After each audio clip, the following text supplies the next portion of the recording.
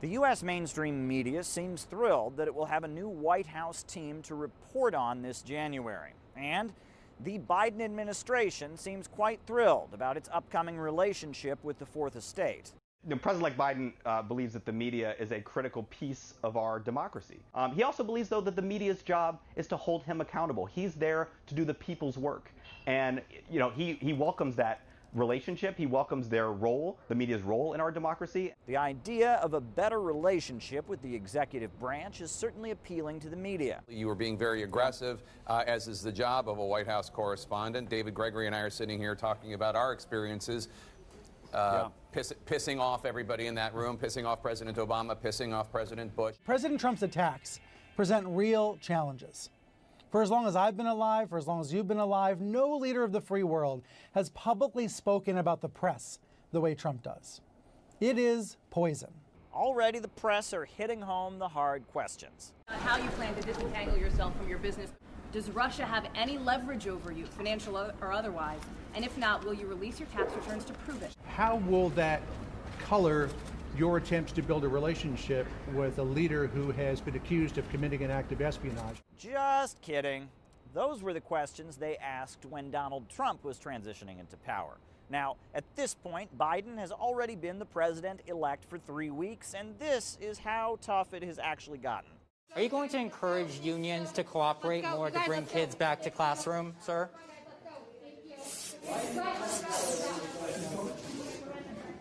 The media is giving him such a grilling.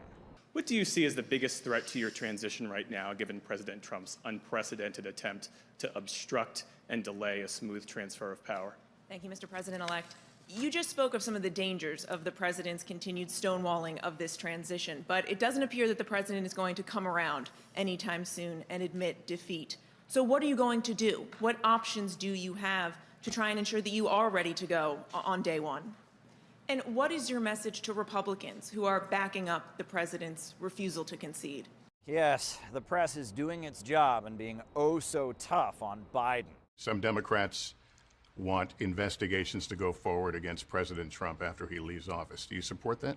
There's going to be some tension between getting unity, getting things done, working with Republicans, and investigating any wrongdoing that occurred during the Trump administration. So we've got journalists accepting Joe Biden's non-answers, as the focus now seems to shift to his picks for the cabinet, who all seem to follow a certain pattern. Biden wants his team to have people of every race, colour, creed, gender and sexual orientation who supported the war in Iraq. Now, with poll after poll showing that the American people are tired of foreign wars, you would think that the media would press him on the fact that he's filling up his cabinet with Washington establishment war hawks. But the mainstream U.S. media has decided not to go there. This is about the least flashy team you could possibly get. They are deeply experienced, they are humble, and they are lifelong public servants. He is an experienced intelligence professional, worked for years at the CIA, has been handling the national security team, the transition for Joe Biden on national security, and is a respected intelligence professional. Biden trying to repair what is broken here and less focused on the team of rivals than on a repair team to fix what has been broken. The words that were used, Vice President-elect Harris at the end used a lot of these words, but so did Joe Biden, so did a lot of the nominees when they spoke.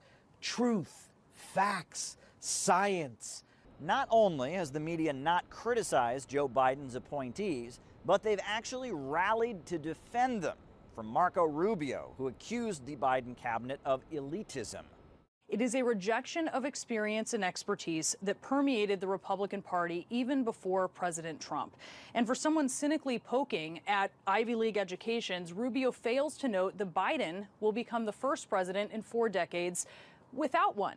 Now, to be fair, there are a handful of journalists asking real questions, but this pretty much sums up the new attitude. Can we just take a moment? I want to talk. I just want to take a moment to drink you in for just a moment, because I'm having to get used to looking at a president. Again, you know, I've gotten out of the habit. I got to warm up for Joe Biden. So, after a presidential term of digging for dirt around the White House, it seems like now the media is busy filling the trenches back in. One thing we can certainly expect will be another 4 years that are the polar opposite of the last. Caleb Maupin, RT, New York.